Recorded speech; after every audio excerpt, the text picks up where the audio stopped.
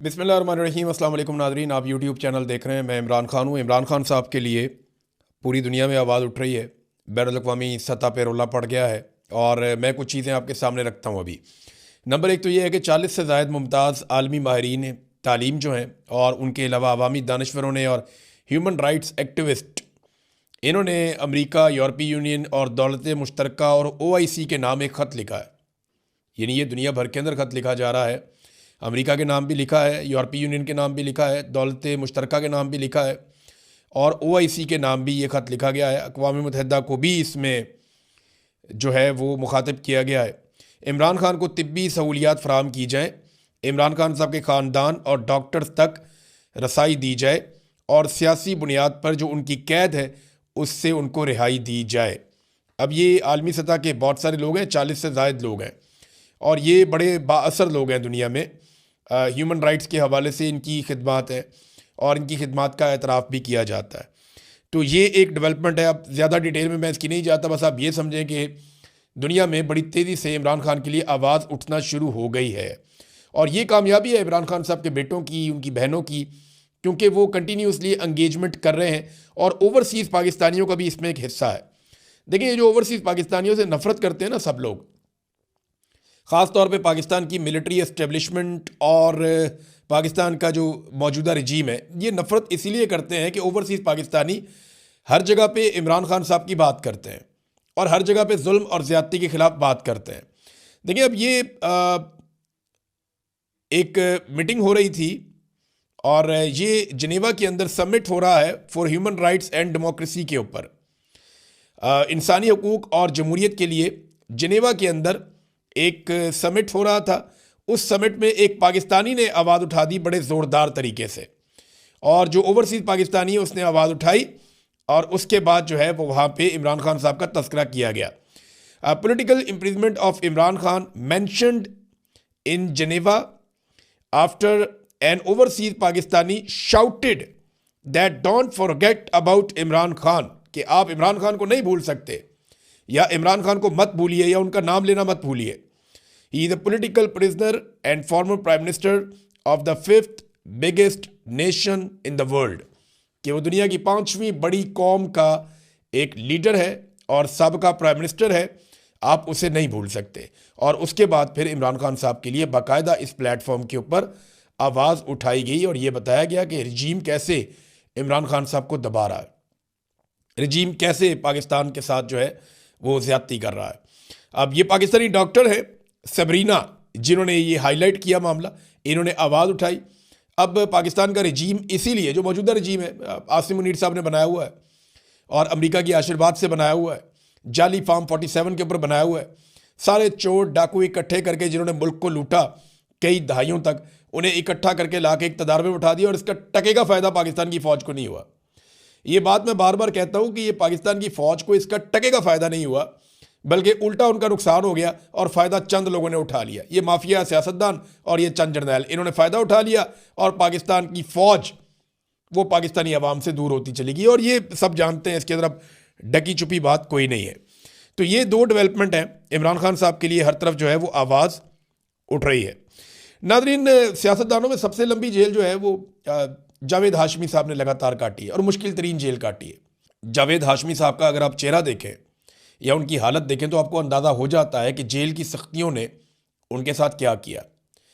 ज़ईम हुसैन कादरी साहब, ये मरहूम इंतकाल फरमा गए हैं, मेरे बड़े अच्छे दोस्त थे, बड़े शानदार इंसान थे और बड़े बहादुर इंसान थे।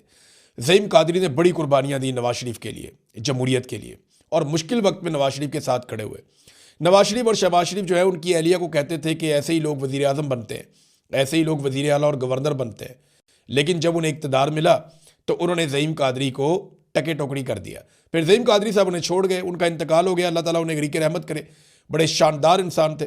ज़ईम कादरी के वालिद की पीठ में भी छुरा घोंपा वो मुझे बताया करते थे और उनकी पीठ में भी छुरा घोंपा नवाज शरीफ साहब ने। तो ये जिन लोगों ने बहुत मार खाई उनमें ये भी थे। तो जावेद हाशमी साहब जिन्होंने बहुत तकलीफ बर्दाश्त की, इनके जिस्मों पर आज भी आमरीत के निशान है। तो जावेद हाशमी के बकौल 10 साल उन्होंने कहा मैंने जेल काटी है। अगर मुझसे इस तरह का बर्ताव होता जैसा सलूक इमरान खान के साथ किया जा रहा है तो शायद मैं भी डील कर लेता। ये बहुत बुरा सलूक हो रहा है। जावेद हाशमी जैसा बंदा गवाही दे रहा है जिसने आसिफ अली जरदारी से कई 100 गुना मुश्किल जेल काटी है।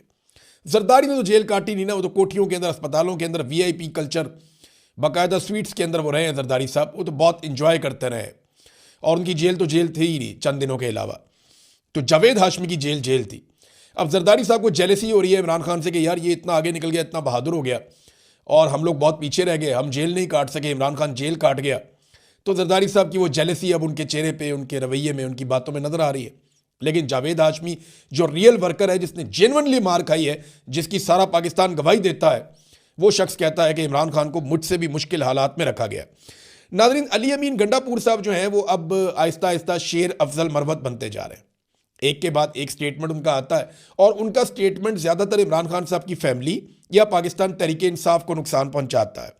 यानी वो शेर अफजल मरवत ऐसे बन गए कि उन्होंने दावा कर दिया कि इमरान खान के बगैर इमरान खान से बड़े जलसे और मार्च किए हैं उन्होंने।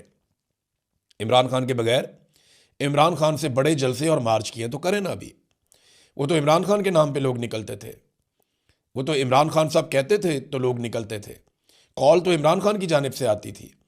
अली अमीन गंडापुर को तो आखिरी एहतजाज में लोग घसीट घसीट के लेकर जा रहे थे।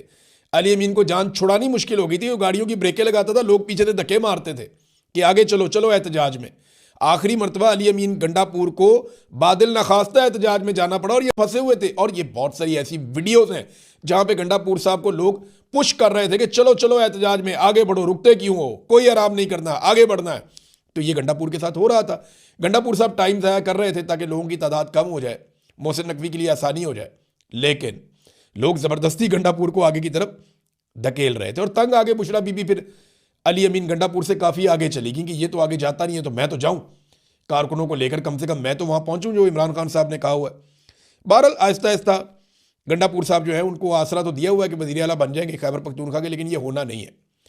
यहाँ पे 90 के करीब MPs हैं पाकिस्तान तहरीक इंसाफ के, तो आखिरी नंबर अली अमीन गंडापुर का आएगा अगर सारे फारिग हो गए। क्योंकि अगर किसी को ये लगता है कि सुहेल अफरीदी को हटा के वो गंडापुर को बना लेंगे तो इससे दो नुकसान होंगे। एक तो गंडापुर बनेंगे भी नहीं, एक और तोहफा मिलेगा पाकिस्तान तहरीक इंसाफ की जानिब से एस्टेब्लिशमेंट को। और अगर सुहेल को हटा दिया तो सुहेल पहले से ज़्यादा ख़तरनाक हो जाएगा और सुहेल के पास फ्री हैंड हो जाएगा, बहुत सारी जिम्मेदारियां ख़त्म हो जाएंगी और बड़ा लीडर भी बन जाएगा। और फिर वो तहरीक खुलकर चलाएगा जो चलाना चाहते हैं सुहेल अफरीदी, जो वो कह रहे हैं कि इमरान खान रिहाई फोर्स में बना रहा हूँ, तो वो उसके ऊपर ज़्यादा मेहनत कर पाएंगे। नादरीन, डील की बातें हो रही हैं, कभी राना सनाउल्लाह कहते हैं, कभी अली अमीन गंडापुर कहते हैं, कभी शेर अफजल मरवत कहते हैं, कभी जावेद लतीफ़ कहते हैं, कभी कोई और लोग कहते हैं, इमरान खान की बहनें भी कहती हैं। इमरान खान भी कहता है कि मैं तो डील नहीं ले रहा अपने लिए, पाकिस्तान के लिए मेरे साथ बात करो, रास्ता निकालो, इलेक्शन करवाओ, मैं तैयार हूँ, मैं किसी से बदला नहीं लूँगा, लेकिन इंसाफ तो करना पड़ेगा। तो अब ये जो मामला है इसमें अलग अलग बातें की जाती हैं। मैं आपको एग्जैक्टली बताता हूँ कि कहाँ कहाँ पे डील की बातें हुई और ख़बरें बाहर आई और ये कितनी मरतबा हुआ। एक तो डील की लगभग कुछ 6 कोशिशें हुई हैं अब तक। 4 अगस्त को इमरान खान साहब को सबसे पहले कहा गया कि आप पाकिस्तान छोड़ दें वरना कल आपको गिरफ्तार कर लिया जाएगा, डील की पहली ऑफर। दूसरी 9 और 10 फरवरी को जब इमरान खान साहब को इलेक्शन ज़बरदस्ती डकैती मार के छीन लिया गया तो तब उन्हें ऑफर किया गया कि हम आपको एक ख़ास तरह की हुकूमत बना देते हैं, आप कंप्रोमाइज़ कर लें। इमरान खान साहब ने फिर इनकार कर दिया।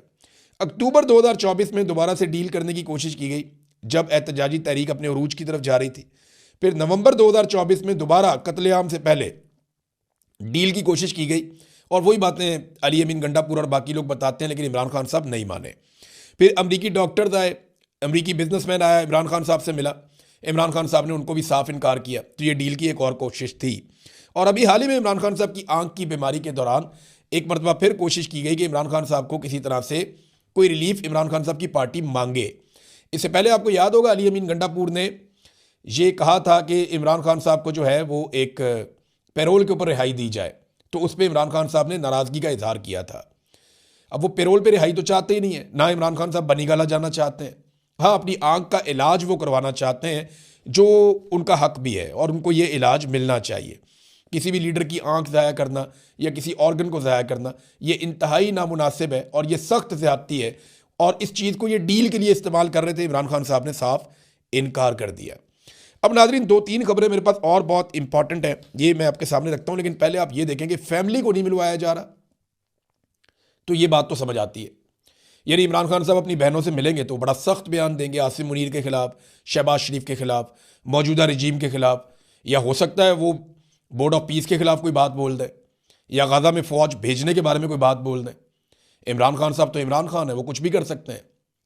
तो इसलिए बहनों को नहीं मिलवा रहे, ये तो बात समझ आती है। लेकिन वो इमरान खान साहब से उनके डॉक्टर्स को क्यों नहीं मिलवा रहे जो गैर सियासी हैं, जिन्होंने आज तक बाहर आकर कोई सियासी बात नहीं की? ये बात समझ नहीं आती। इसका एक ही वजह समझ आ रहा है, अगर आप लॉजिकली देखें या कॉमन सेंस का इस्तेमाल करें तो एक ही बात समझ आती है कि ऐसा कुछ है मेडिकली इमरान खान साहब के मामले में जिसे मौजूदा मिलिट्री एस्टेब्लिशमेंट छुपाना चाहती है। मैं मिलिट्री एस्टेब्लिशमेंट कहता हूं तो आप ऑटोमेटिकली समझा करें कि ये आसिम मुनीर और चंद लोग हैं। जब आसिम मुनीर कहना हो तो मैं अकेले ही कह दूंगा, लेकिन जब मैं एक टोले का नाम लूं तो फिर मिलिट्री एस्टेब्लिशमेंट में कहता हूं। और ये सारी फौज नहीं होती, ये चंद लोग होते हैं, ये पूरे इदारे को बदनाम करते हैं। बहरहाल अब इसके अंदर जो है वो ना मिलवाना, कोई ना कोई तो ऐसा मेडिकल रीजन है, जो चीज़ छुपाई जा रही है कि डॉक्टर्स को भी नहीं मिलवाया जा रहा, जिन्होंने कोई खबर बाहर आके नहीं देनी, जिन्होंने कोई बाहर आकर हरकत नहीं करनी। अब आ जाए नाजरीन पंजाब गवर्नमेंट का एक कारनामा। ये जरा कारनामा आप देखें, कैसा कमाल इन्होंने काम डाला। पीआईए कितने की बेची पाकिस्तान ने? पाकिस्तान ने पीआईए को बेचा, और जब पीआईए को पाकिस्तान ने बेचा तो बेचा 10 अरब रुपए में। यानी पीआईए को बेच दिया 10 अरब रुपए में, और एक तैयारा खरीदा पंजाब हुकूमत ने जिसमें 19 लोग सवार हो सकते हैं। बड़ा लग्जरी किस्म का, लेटने वाले सोफे भी हैं, आराम करने की जगह भी है, अलग मीटिंग के लिए भी प्रॉपर जगह बनी हुई है। बड़ा शानदार किस्म का इन्होंने एक तैयारा खरीदा पंजाब गवर्नमेंट ने मरियम नवाज के लिए, और ये लिया 11 अरब रुपए का। यानी 1100 करोड़ का इन्होंने तैयारा ले लिया।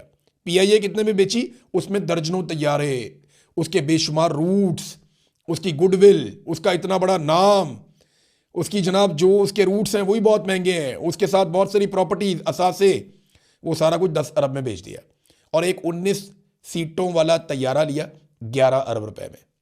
ये है पाकिस्तान, और यह है पाकिस्तान को लूटने वाले हुक्मरान। अब इंफॉर्मेशन मिनिस्टर जो है पंजाब की, वो क्या कहती है? इंफॉर्मेशन मिनिस्टर कहती है कि एयर पंजाब, हम कोई एयरलाइन बना रहे हैं, उसका नाम एयर पंजाब है, और उसके लिए कोई जहाज और तैयारे खरीदे जा रहे हैं, और कुछ जो है वो लीज के ऊपर लिए जाएंगे, और ये इसी की एक कड़ी है। अब वो ये कह रही हैं कि जनाब ये तो हमने एक एयरलाइन हम बना रहे हैं। भाई एयरलाइन कहाँ रजिस्टर्ड है? उसका कोई सीईओ होगा, उसका कोई ऑफिसर होगा, उसका कोई हेड ऑफिस होगा, उसका कोई दफ्तर होगा, उसने कहीं बिड की होगी, कोई चीज़ तो नजर आए ना। ग्राउंड पे कख नहीं है, सिर्फ मरियम नवाज को खुश करने के लिए एक तैयारा लिया। और ये लिया क्यों है, जो मुझे समझ आती है ना, ये दौड़ने की तैयारी है। यानी इस किस्म का एक तैयारा हो ना, तो आप अपनी पूरी फैमिली को सवार करके एकदम निकल सकते हैं पाकिस्तान से।